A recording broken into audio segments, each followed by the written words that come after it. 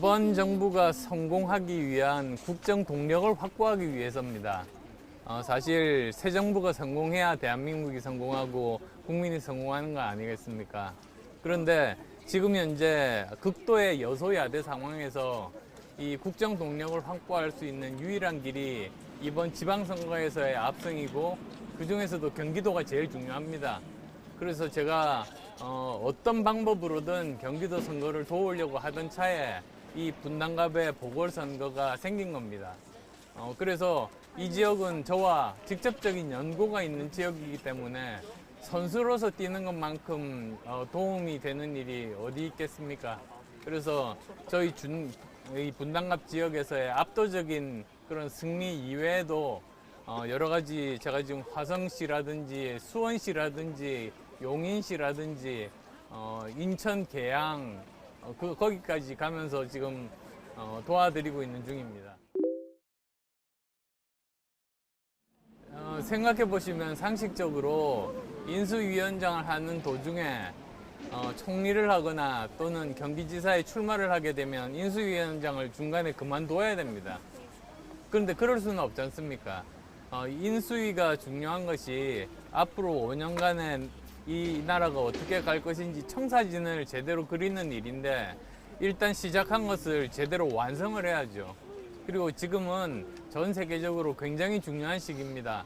코로나19도 있고 4차 산업혁명도 있고 더구나 미국과 중국의 기술 패권 전쟁까지도 벌어지는 이 상황에서 대한민국의 생존 전략이 어떻게 되어야 될 것인가 그것을 담는 것이 굉장히 중요했습니다. 그래서 그것을 담기 위해서 국정과제를 만드는 일에 집중을 하게 됐죠. 그리고 그것을 끝난 다음에 제가 경기도 선거를 돕기 위해서 고민을 하던 차에 이 분당갑 이 보궐선거가 나오게 된 거죠.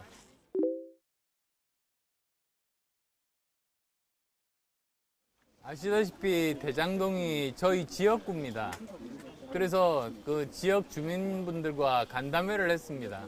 바로 잡을 방법은 사실 제대로 수사를 해서 그것이 여당이든 야당이든 직접적으로 관련이 있는 사람이 있으면 법대로 엄정하게 처벌하는 게 우선입니다. 그 다음에는 그 부당하게 민간에게 간 그 주민들에게 가야 될 그 이익을 환수를 해야죠. 그런데 그건 지금 현행법으로는 하기가 힘들기 때문에 여러 가지 법적인 절차나 다른 방법을 통해서 그것을 주민들에게 그 주변에 대장동 주변에 인프라를 만들기 위해서 필요한 그런 비용들이니까 그것을 꼭 환수할 생각입니다. 제가 처음 여기 분당갑에 나오려고 결심했을 때 저는 이 후보도 여기에 나올 줄 알았습니다. 왜냐하면 정치인에 있어서 연고가 얼마나 중요합니까? 연고가 있는 곳에 정치인이 출마해야 되는 이유가 연고가 있어야지 그 지역을 제대로 잘 알고 문제가 어떤 것들이 있고 어떻게 해결하고 그걸 해결할 수 있는 의지와 애정이 있는지 그것이 바로 정치인들이 연고가 있는 곳에 출마하는 이유인데요. 저는 안랩을 처음 여기에 세운 그런 인연이 있기 때문에 저로서는 굉장히 정말 큰 연고가 있는 것이죠. 그리고 이재명 지사 같은 경우도 성남시장을 2번이나 하고 경기도 지사를 했으니까 가장 연고가 있는 곳이 바로 이곳입니다. 그래서 저는 여기서 정면으로 대결을 해서 대장동 문제를 포함해서 이 주민의 평가를 받아보자. 저는 그렇게 공식적으로도 여러 번 이야기를 했습니다. 계양에 출마한다고 그렇게 선언을 했을 때도 그걸 번복하고서라도 여기에 오라고 그렇게 말했습니다만 결국은 이쪽으로 오지를 않았습니다. 지금까지 선거 결과를 보면 그 지역의 특성을 알 수가 있죠. 근데 계양 같은 경우를 보면 지금 현재 야당 의원이 5선을 한 지역 아닙니까? 그것도 굉장히 차이가 많이 났습니다. 이번 대선 같은 경우에도 차이가 많이 나게 이재명 후보의 표가 많이 나온 지역이거든요. 그러니까 굉장히 유리한 곳이죠. 반면에 바로 이곳 분당갑은 전 의원이 민주당 의원이었고 바로 직전 선거에서도 겨우 뭐 1000여 표 차밖에는 나지 않은 박빙의 선거가 있었던 그런 지역입니다. 그래서 오히려 어렵기로 따지면 이 지역이 훨씬 더 어려운 곳이죠. 알겠습니다. 저는 이번 지방선거의 의미는 이 현 정부의 국정 동력을 어떻게 하면 확보할 수 있는가, 저는 거기에 있다고 봅니다. 그래서 이것을 대선의 연장전으로 보기보다는 오히려 새롭게 출범한 정부가 어떻게 제대로 주어진 그 개혁 과제들을 성실하게 제대로 완수할 것인가, 이제 그것을 가르는 선거다. 저는 그렇게 의미 규정을 하고 싶고 국민들께서도 그렇게 생각해 주셨으면 좋겠습니다. 근데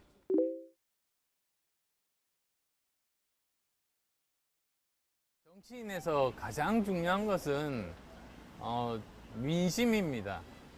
민심이 정치인이나 정당을 띄우기도 하지만 가라앉히기도 하는 법이죠. 그래서 민심이 압도적으로 지금 현재 정부가 하는 일에 대해서 찬성을 한다면 그것에 대해서 야당이 아무리 의석이 많더라고 해도 반대하지 못할 겁니다. 김영관 후보는 뭐라고 그럴까요? 제가 생각해 본 적이 없어요. 솔직하게. 수도권 전반적으로 보면은 서울은 유리했고 경기는 좀 불리한 상황에서 시작했습니다만 여기 우리 분당갑을 중심으로 해서 점차 그 주의가 굉장히 좋아지고 있습니다. 그래서 경기도 이 선거 전망이 밝아지고 있고 인천도 마찬가지입니다. 지금 그렇게 수도권은 나빴다가 좋아지고 있는 중이다, 그렇게 봅니다. 그 선거에서 단일화는 한마디로 후보의 결정입니다. 그 경험 제가 참 많이 했었죠. 근데 그건 선대위가 결정할 몫도 아니고요.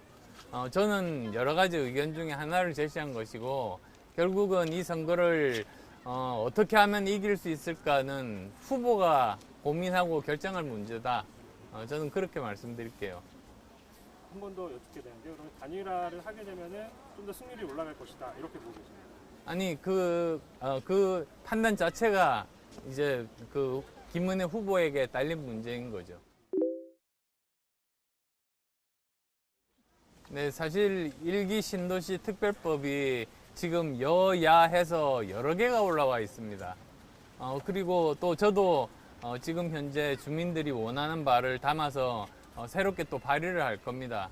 여야가 함께 추진이 필요하다고 하는 그런 사안이니까 그것에 대해서는 큰 이견은 저는 없을 거라고 보는 입장입니다. 그래서 아마도 잘 통과되지 않을까, 저는 그렇게 생각하고 거기에 뭔가 걸림돌이 조금이라도 있으면 제가 적극적으로 중재 역할을 하겠습니다.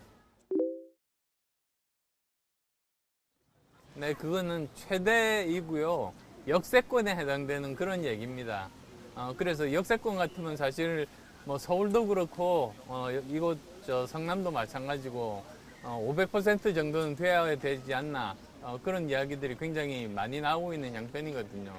그래야만 제대로 그 직장에 출퇴근하는 젊은 사람들의 수요를 충족시킬 수가 있어서입니다. 근데 그걸 하자면 법적인 뒷받침이 필요하죠. 그래서 특별법이 필요한 겁니다. 그냥 법으로 하다 보면 굉장히 시간도 오래 걸리고 모든 곳에 다 적용하기가 좀 어렵습니다. 그래서 특별법을 하면 다른 법보다 상위에 있는 법이기 때문에 그것을 바로 실행에 옮길 수 있는 것이죠. 저는 만약에 당선이 되면 삼선 중진 의원이 됩니다. 그리고 당에서 당직을 가지고 있지 않는 한 함께 어떤 사안에 대해서 서로 뭐 이견이 있거나 다투거나 그럴 일은 없습니다. 저는 의정 활동을 충실히 할 것이고 당직이 없는 한 당의 일은 당의 일이고, 그리고 또 국회의원으로서 의회의 일은 의회의 일인 것이죠.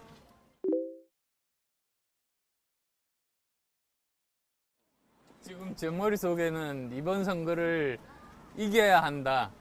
그리고 또 더 넓게는 경기도가 이겨야 한다. 그 생각으로 머리가 꽉 차 있습니다. 그것만 해도 정말 굉장히 쉽지 않습니다. 그런 말이 있지 않습니까? 제가 골프는 한 번도 못 쳐봤는데 골프와 선거는 머리를 들면 진다고. 그래서 저는 항상 겸허한 마음으로 여기 유권자 한 분 한 분 만나서 제대로 설득하고 한 표라도 더 이렇게 얻을 그럴 생각입니다. 지금 당장은 거기에 대해 생각해 보신 적이 없으시다. 네, 그렇습니다. 그러니까 사실 그 문제에 대해서는 지금 현재 꼭 필요한 것이 투명성 강화와 소비자 보호입니다. 근데 사실은 그 두 가지를 그 국가에서 몇 년 전에 사실은 시작을 했었어야 됩니다. 비트코인 나오고 이럴 때요. 근데 그런 것들을 미리 정비를 안 하고 그대로 이렇게 놔두다 보니까 결국 여기까지 온 것이죠. 얼마 안 됐습니다만 지난번에 대통령직 인수위원회일 때 위원들과 함께 그 고민을 했습니다. 사실 스테이블 코인이라고 하는 게 사실은 언스테이블 하거든요. 사람들이 그 이름에 많이 속습니다. 그래서 이걸 어떻게 하면 그 문제를 해결할 수 있을 것인가, 투자자들을 보호할 수 있을 것인가, 그 논의를 한참 하던 차에 이게 터져버려 가지고 참 너무 아쉽습니다. 관련해서 뭐 입법 추가 입법이나 이런 거를 규제나 이런 것들을 하실 의향도 있으신 거죠? 해야죠, 당연히. 그러니까 이런 스테이블 코인 종류와 함께 이러한 가상자산 전반에 대해서 그 투명성을 강화하고, 그리고 또 투자자들을 보호할 수 있는 장치는 국가에서 마련하는 것이 의무이죠. 제가 두 가지 생각이 납니다. 우선 첫 번째는 이제 그 말 하실 때마다 무슨 사골 국물을 너무 오래 우려 먹어서 이제 맹물밖에 나오지 않는다고 이렇게 말씀하셨는데, 왜 저분은 모든 비유를 소에다가 하실까? 왜 소에 그렇게 집착하시나? 부인 때문에 그러시나? 뭐 이런 생각도 한번 했고요. 그 다음 또 두 번째로는 제 신념은 바뀐 게 아닙니다. 저는 앞으로 민주당이든 또는 국민의힘이든 바뀌어야 된다고 생각합니다. 어떻게 바뀌어야 되는가? 두 가지가 바뀌어야 되는데요. 먼저 사회적인 약자를 따뜻하게 품을 수 있어야 됩니다. 그런 정당만이 국민들로부터 인정을 받을 수가 있게 되는 것이고요. 그 다음 또 두 번째로는 자기 머릿속에서 가지고 있는 생각대로 이 세상을 만들려고 하지 말고, 오히려 이 세상의 문제 자체를 중심적으로 보고 이 문제를 해결하기 위해서는 어떤 방법을 사용하면 문제가 해결되고 세상이 바뀔 수 있을지, 즉 실용 정치를 해야만이 그것이 국민에게 도움이 되는 것이죠. 그래서 저는 그런 초심은 전혀 변하지 않았다, 이런 말씀 드리고요. 그리고 또 그 정도 하죠. 표심은 변하지 않았지만 실용 정치, 좀 더 큰 뜻을 위해서 실용 정치를 택하셨다. 예, 그래서 다시 반복이 되겠습니다만 이렇게 우리나라 발전 과정을 보면 처음에 산업화에 성공했죠. 그 다음 또 민주화에 성공한 다음에 여기서 멈춰섰습니다. 너무나 안타깝게. 그 다음 단계가 사실은 선진화거든요. 그래서 선진국이 되는 겁니다. G7에 들어가고 이런 거죠. 근데 제가 말씀드리는 선진국은 1등 국가가 아니고 인류 국가입니다. 인류 국가에 필요한 것이 무엇인가? 그것은 민주주의가 더욱더 튼튼하게 되고, 그 다음에 또 미래 먹거리, 미래 일자리를 만드는 산업화가 더 경쟁력을 가지게 되고, 거기에다가 또 하나 사회적인 약자들을 따뜻하게 품어 안는 공화국이 되는 것, 그게 헌법 정신이거든요. 저는 그 세 가지를 갖출 때만이 비로소 우리나라가 선진화가 되고 선진국이 진입할 수 있다. 저는 그렇게 생각하고요. 어느 정당이 그 역할을 할 수 있는가에 따라서 국민이 그 정당을 선택할 겁니다.